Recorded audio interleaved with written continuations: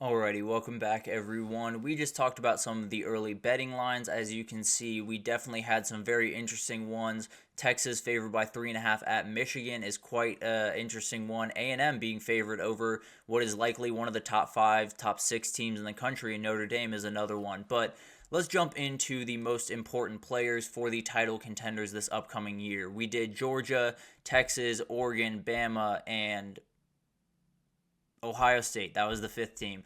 So the top five teams that I have up top of my top five teams in the country. And now let's go a little bit further down the path, but not far by any means. And let's go to the next group on this list. And let's start with Ole Miss, and it's all about Chris Paul Jr. This guy is super important to what this team is going to be this upcoming year.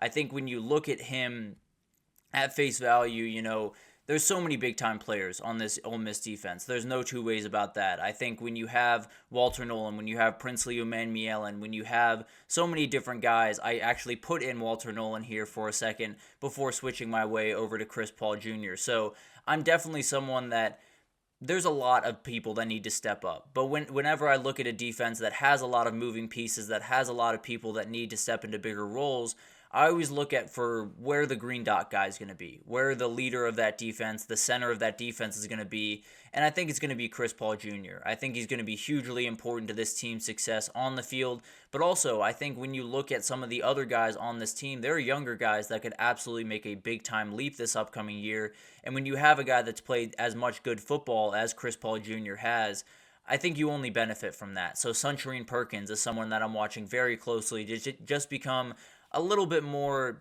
polished, I suppose. He has elite athleticism, can do remarkable things on the football field, but I think if he was a little bit better at diagnosing plays, was a little bit better at using that athleticism, not just, as a failsafe, but using it the correct way and kind of channeling it the right way, would definitely be make him a just remarkable player for Ole Miss going forward. So I think when you look at this Ole Miss team, the pieces are there. There's no two questions about that. They did an incredible job in the portal, adding all the guys that they needed to add, doing some of the things that they needed to do. But the reality is, you got to bring them all together. And usually, you would lean on the defensive coordinators to do that in practice, but once you get on the field, it's going to be up to whatever guy is getting that voice in his ear, whatever guy is the communicator. And I can't imagine they would look any further than Chris Paul Jr., a red shirt junior, played a lot of football, SEC football at Arkansas. So I would lean that that's the guy that gets everything in order. And if they are a really good defense, that could be a guy that you look to as maybe the reason for them being as good as they are. So that's a fascinating guy to watch. Another linebacker that I'm watching very closely is Harold Perkins. He is someone that, to me, this one was an absolute layup. When you look at this LSU defense, there's not a lot of dudes. Now, there's good players, don't get me wrong. I think Javian Toviano is going to be an awesome player this upcoming year. I think Javian Suggs is going to be a great player they brought in from Grand Valley State. But the reality is, it all starts and ends with this guy. If he can be an elite player, they can be a really good defense. If they don't put him in the situations that he, was put in a year ago, he can be very successful, and this team can be a really remarkable squad. And I think people, including myself, to be totally honest with you, kind of forgot how good this guy was in his freshman year when he had a defensive staff that put him in position to succeed and put him in the places where he needs to be, which essentially is kind of wherever. You can put him wherever you want, but also there are right ways to use him. There are definitely ways that you need to utilize him in the field, and I think Blake Baker is going to be incredible at doing that. So when I look at this LSU defense, there's a lot of questions. There's a lot of worry. There's a lot of holes, and there's a lot of players that you don't really know what you're going to get from.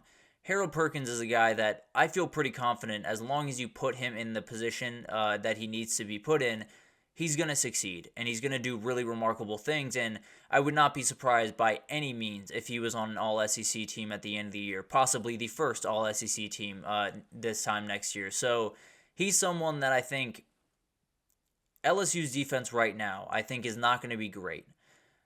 I do think it'll be passable. Now, if Harold Perkins can be the player that, is inside of him and unlock all of his ability, they could be a team that could contend for the SEC. That's how much of a difference maker this guy can be, especially at that linebacker position. So I think he's going to be fascinating to watch. The ability is a piece of this puzzle. The leadership of all these guys that are coming in or young guys that are stepping up is going to be huge as well. So I think when we look at LSU, you look at the defense, obviously, first and foremost, but Harold Perkins is really the guy that is going to make this defense go one way or the other, if I'm being totally honest. So very, very fascinating player. One of my favorite players in the entire country, if I'm being totally honest.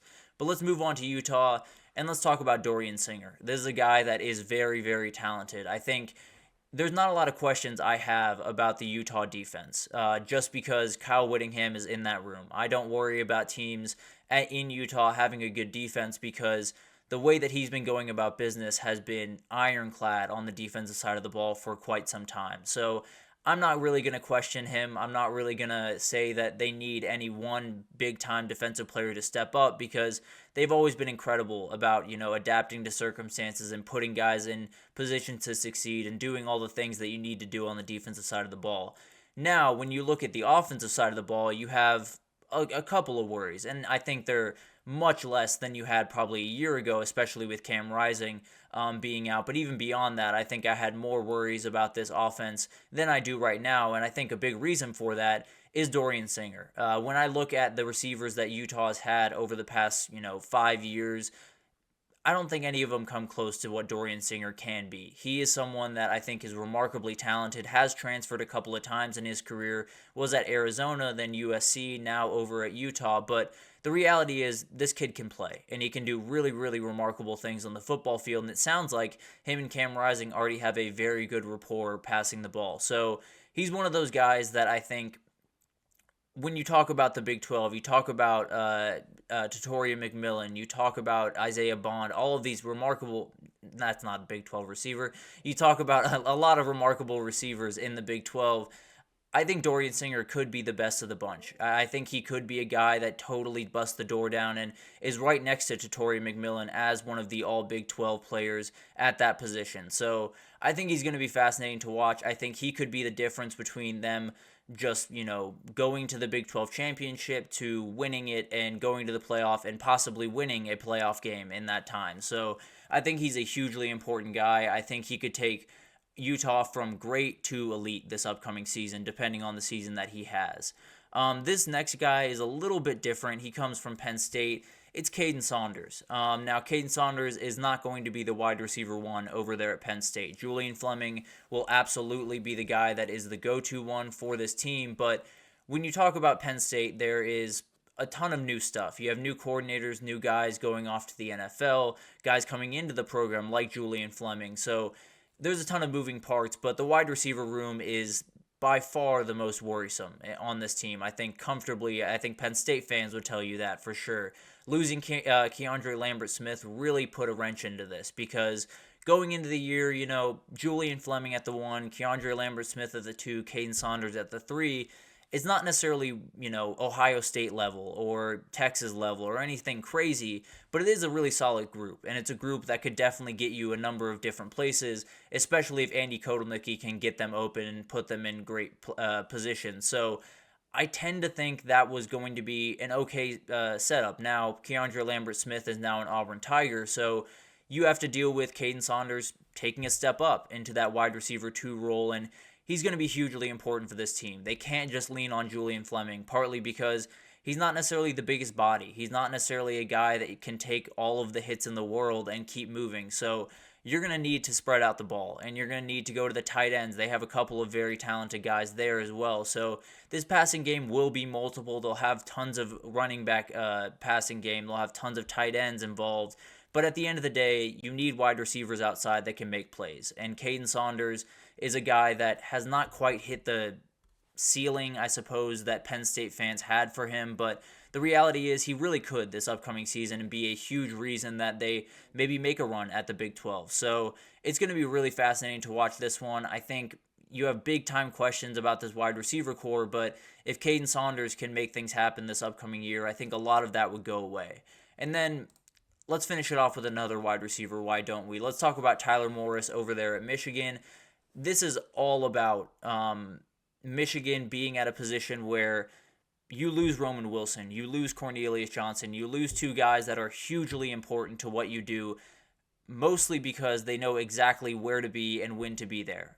They had this ability to always be open, to always have, a fail safe for JJ McCarthy to go to, and not having that is absolutely huge. Now, Tyler Morris is a guy that could absolutely step up into that void, I suppose, and definitely be a guy that a lot of people are shocked by this upcoming year. I think when you look at Alex Orji and you worry about his throwing ability, that's definitely not his asset coming in. You need a go-to guy. You need a guy that is going to be sure-handed, that's going to be a great route runner, that's going to do the things that you need him to do, and also, when you get the ball in his hands, can do special things. So I think when you look at this Michigan offense, it's going to be a lot of running the ball. There's no two ways about that. They're going to be able to run the ball, but I do think this pass game likely falls a lot on the shoulders of the receivers to make plays after the catch for Morris and Morgan and a lot of other guys that they'll have contribute here and there. Colston Loveland, another piece of this, that definitely will be a big-time part of this offense, but they need an alpha. They need a guy in that wide receiver room that is going to be the go-to guy no matter what, and I tend to think that is going to be Tyler Morris, and I think honestly, he could be better than the two guys that just left. It just might take him a little bit of time to get there. So, very, very fascinating players. I think all of those guys will have so much to say about what their teams can do this upcoming season. But we're going to take our last break here. And when we come back, we're going to get into a Hot Take Thursday. Frankly, I think this is the hottest one that I've had on this entire show since I've started it. We had one around the ACC title game that is going to be a little bit hard to sell, but I'm going to do my darn best right after this, so stick with us.